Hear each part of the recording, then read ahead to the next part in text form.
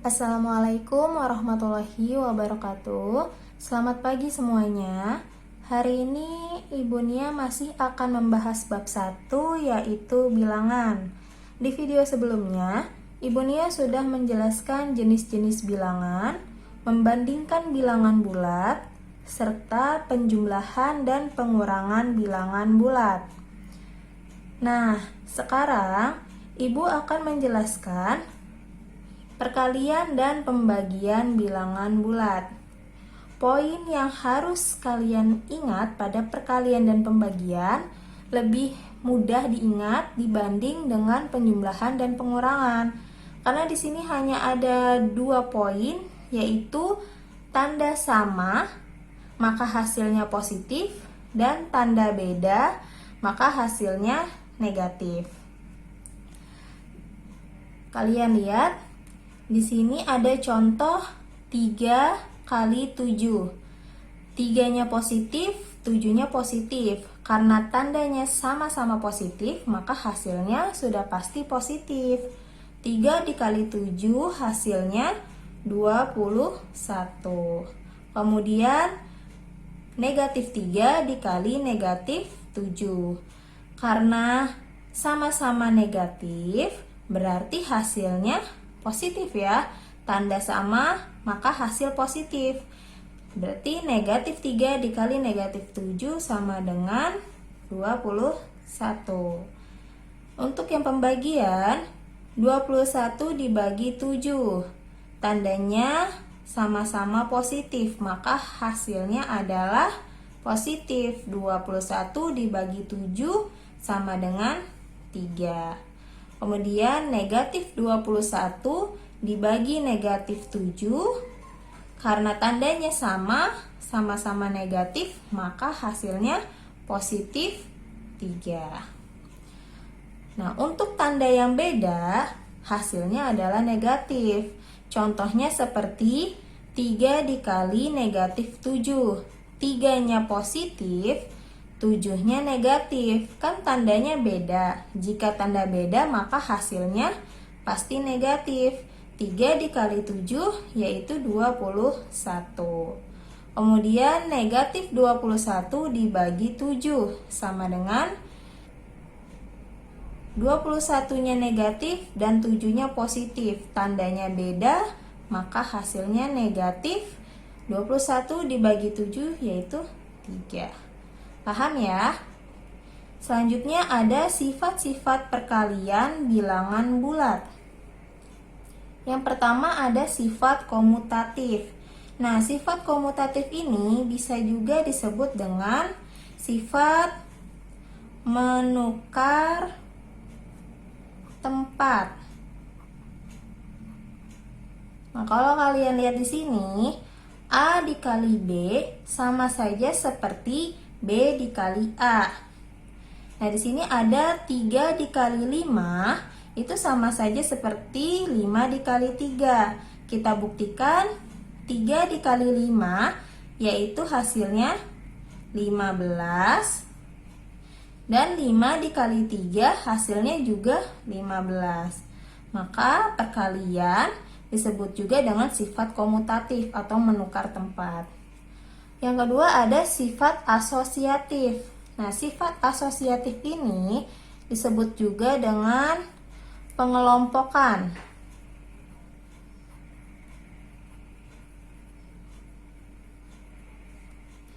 Di sini ada A dikali B dikali C. Nah, kalau pengelompokan bisa saja yang dikerjakan itu atau yang dihitung terlebih dahulu A dikali B dulu, baru dikali C, sama saja seperti B dikali C dahulu, baru dikalikan A. Contohnya, 2 dikali 5, baru dikali 3, sama saja seperti 5 dikali 3, baru dikali 2. Kita buktikan 2 dikali 5, hasilnya adalah 10. Baru dikali 3. Nah, di sini 5 dikali 3 hasilnya adalah 15. Baru kita kalikan 2. 10 dikali 3 hasilnya adalah 30. 2 dikali 15 hasilnya juga 30. Sama kan hasilnya? Nah, sifat yang seperti ini disebut juga dengan sifat asosiatif atau pengelompokan. Yang ketiga ada sifat distributif. Polanya, jika A dikali B ditambah C sama saja seperti A dikali B ditambah A dikali C. Contohnya, 2 dikali 5 ditambah 3 sama saja seperti 2 dikali 5 ditambah 2 dikali 3. Kita buktikan 2 dikali 5 ditambah 3, ingat ya, jika ada kurung, kita kerjakan terlebih dahulu. Berarti 5 tambah 3, 8. Nah, yang ini 2 dikali 5 hasilnya 10, ditambah 2 dikali 3 hasilnya 6. Berarti hasil akhir 2 dikali 8 sama dengan 16. 10 ditambah 6 hasilnya juga 16.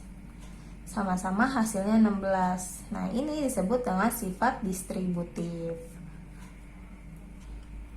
Selanjutnya, Ibu akan membahas urutan pengerjaan operasi hitung bilangan bulat. Nah, ada yang perlu kalian ingat. Untuk urutannya itu yaitu kupa, kaba, taku. Ini kalian ingat ya, kupa, kaba, taku. Jadi kunya itu kurung,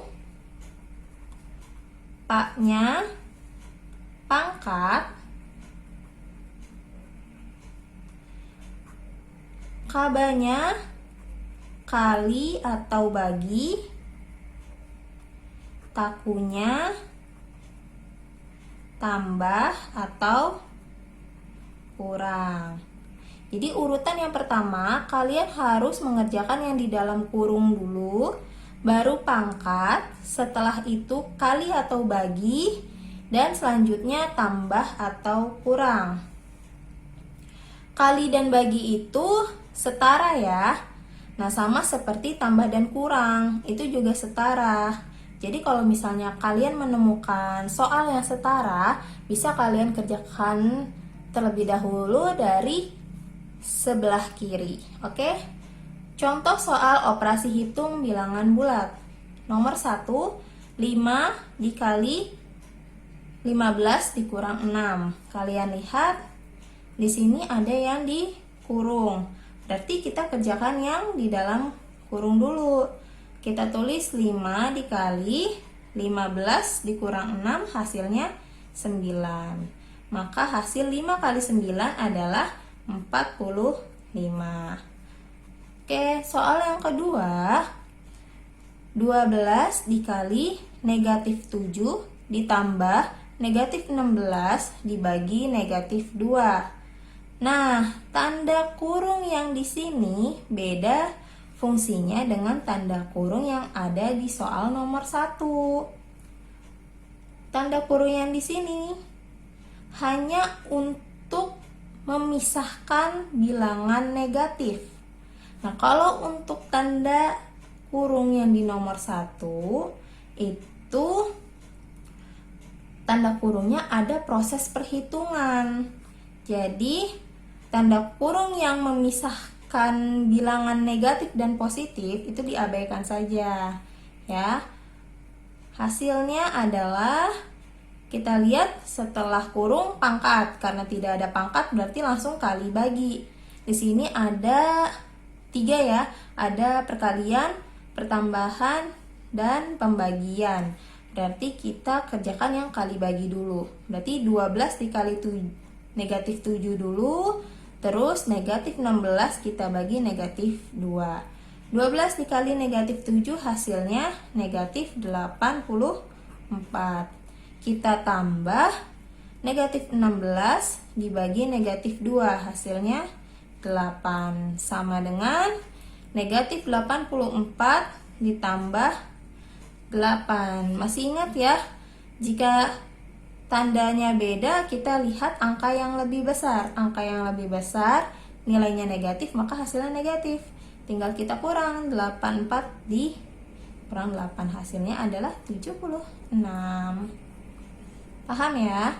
Soal yang ketiga, dalam kompetisi matematika yang terdiri dari 40 soal, peserta mendapat skor 4 untuk setiap jawaban benar, skor negatif 2 untuk setiap jawaban salah, skor negatif 1 untuk soal yang tidak dijawab. Jika Doni menjawab 35 soal dan yang benar 27 soal, maka skor yang diperoleh Doni adalah, kita jawab. Jika soal cerita, kita harus mencari tahu apa yang diketahui. Yang diketahui dari soal cerita ini yaitu dari kompetisi matematika ini ada 40 soal. Nah, Doni menjawab 35 soal. Berarti soal yang terjawab ada 35 soal. Jika yang terjawab 35, maka pasti ada soal yang tidak terjawab. Yang tidak terjawab berarti tinggal kita kurang. Karena jumlah soalnya 40, berarti 40 dikurang 35, maka hasilnya 5 soal.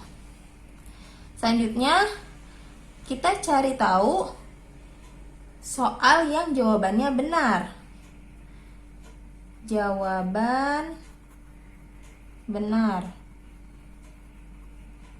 Di sini sudah diketahui yang benar ada 27 soal. Jika ada yang benar, maka ada yang salah. Jawaban salah. Tinggal kita kurangi, karena yang terjawab 35 soal, berarti 35 kita kurangi 27 soal, maka hasilnya 8. Sudah semua yang diketahui, tinggal kita cari tahu skornya. Skornya sama dengan, kita lihat 4 untuk jawaban benar. Berarti kita kelompokkan ya. 4 kita kali jawaban benarnya di sini ada 27. Berarti sini 4 dikali 27. Kemudian ditambah skor negatif 2 untuk jawaban salah.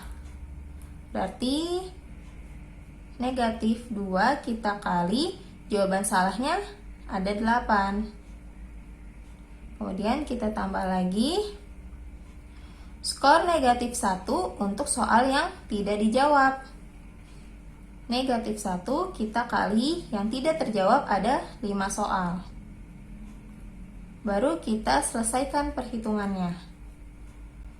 4 dikali 27 hasilnya 108, ditambah negatif 2 dikali 8 hasilnya negatif 16, ditambah negatif 1 dikali 5 hasilnya negatif 5, sama dengan 108 ditambah negatif 16. Dilihat yang paling besar angkanya 108, tandanya positif, maka hasilnya sudah pasti positif. Tinggal kita kurangi 108 kurang 16, hasilnya 92. Baru kita tambah negatif 5.